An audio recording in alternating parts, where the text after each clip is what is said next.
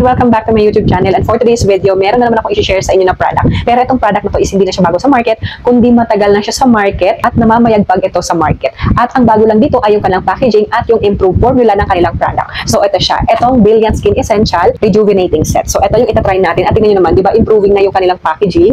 Ayan, hindi na siya karton, kundi plastic na yung kanilang packaging. At nakalagay na rin dito yung kanilang endorser na si Miss Andrea Brillantes. So di ba ang ganda ng kanilang model. Gandang-ganda talaga ako sa batang to. Alam niyo, sabi ko kung mabuntis ako, gusto ko siya yung dilihian ko para magmana sa kanya yung anak ko sa kagandahan.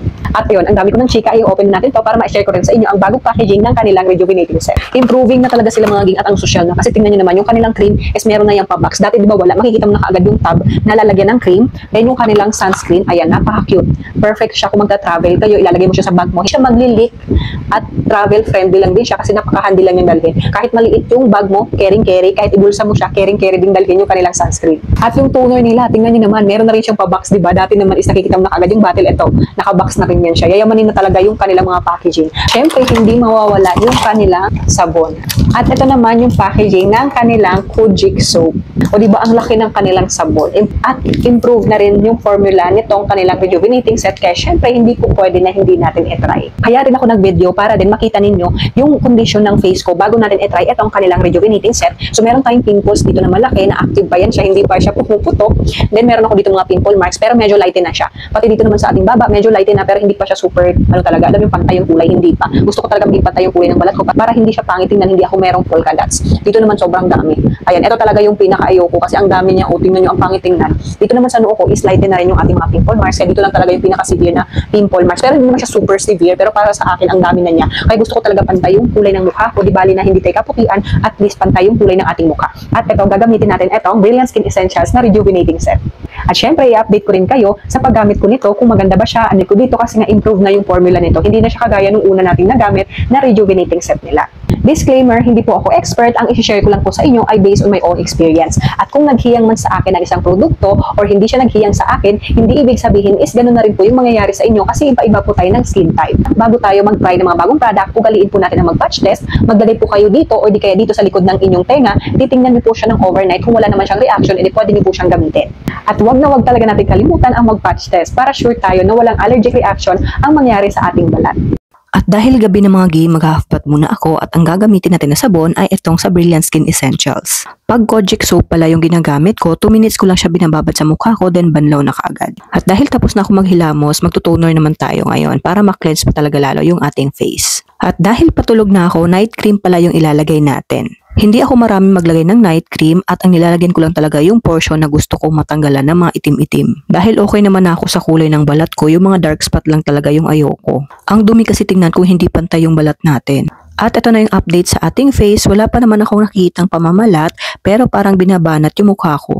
Dito naman nakikitaan ko na siya ng merong pagpipil pero konti lang at yung pimples natin ay natuyot na. At ang napansin ko rin dito, kahit namamalat pa yung face ko, makikitaan mo na talaga na meron na siyang glass skin effect. So far naman sa paggamit ko nito for 1 week, wala namang tumubong bagong pimples. Bago ko i-share sa inyo mga ging ang final verdict ko about sa Brilliant Skin Rejuvenating Set, maglalagay muna tayo ng sunscreen kasi hindi pa ako nakapaglagay ng sunscreen. Katatapos ko lang maligo, then ayun, nag-blower ako para hindi basa yung buhok ko at ngayon maglalagay na tayo ng sunscreen at ang ginagamit ko ay itong sa Brilliant Skin Essentials na sunscreen. Hindi ko pa nga nagamit yung yung kasama sa set kasi ito muna yung ginamit ko kasi bumibili talaga ako ng malaki para pang matagalan ko talaga siya magagamit. At nakikita nyo naman ang bilis ng i-blend ng ating sunscreen. At maganda rin siya kasi wala siyang white cast. Ko pang chika bago ko i-share sa inyo yung na-experience ko sa paggamit ko ng Brilliant Skin Essentials na rejuvenating set. Sunscreen lang yung nilagay ko, then ayan, nakita nyo na nag-glass skin effect na yung ating face, then naglagay din pala ako ng lip tint para hindi ako sobrang putla. Pero parang hindi pa ako gusto ko pang dagdagan yung sunscreen ko para protektado talaga tayo kasi sobrang laki ng ilaw na nakatapat sa akin ngayon. Ayan.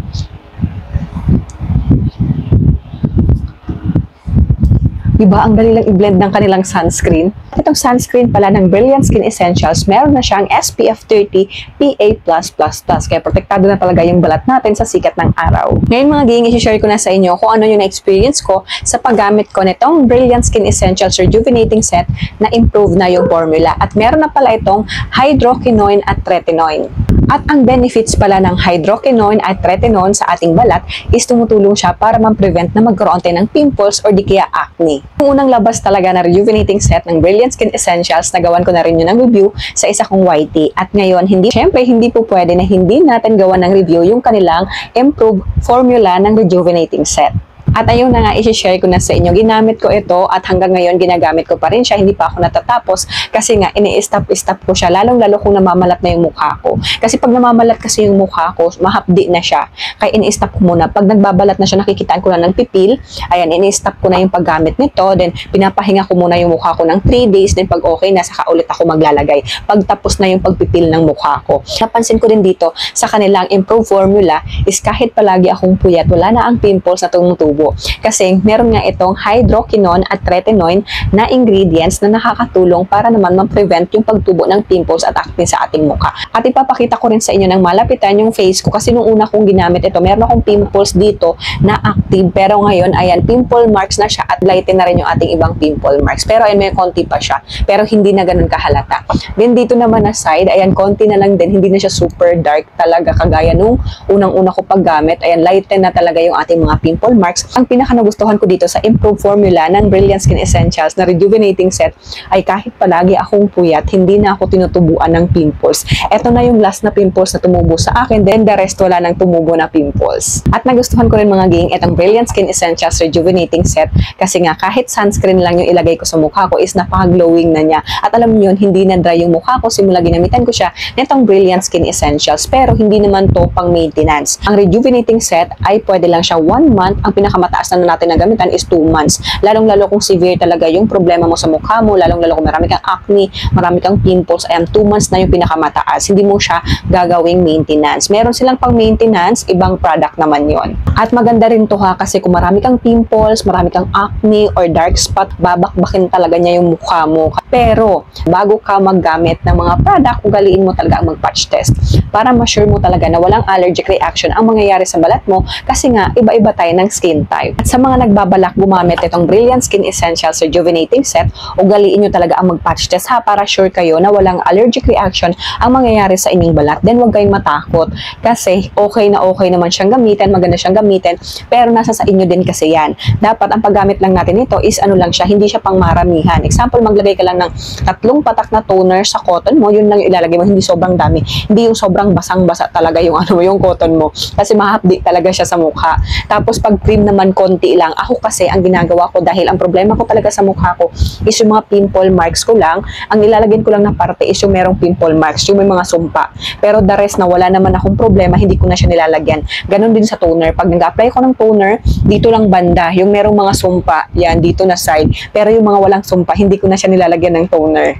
Then, konting-konti lang din talaga yun nilalagay ko na night cream kaya hindi nagiging mukhang tosino yung mukha ko, glowing lang siya. Kasi kung masobrahan mo talaga ng lagay ng night cream, mamumula talaga yung mukha mo. Kaya dapat, konti lang talaga yung ilagay natin kasi effective naman siya. Kahit konti lang ilagay mo at madampi na yan sa mukha mo, effective din talaga yung product. At so far, okay naman ako sa result ng Brilliant Skin Essentials Rejuvenating sa aking mukha. Aantayin ko lang talaga na matapos na to at matanggal na itong mga pimple marks natin. Itong last na lang. Ayan, lighten naman na siya, malapit naman na siyang mawala. So, ayan lang ang video natin ngayon mga ging. At kung nagustuhan nyo, pahit naman yung like button. At kung hindi ka pa nakasubscribe sa channel ko, mag-subscribe ka na para lagi kang updated sa mga i-upload ko na videos. At kung meron ka mang gustong product na ipa-review sa atin, mag-comment ka lang at itatry ko yung best ko na magawan ko kaagad yan ng review. So, ayun lang. Maraming salamat. Bye-bye!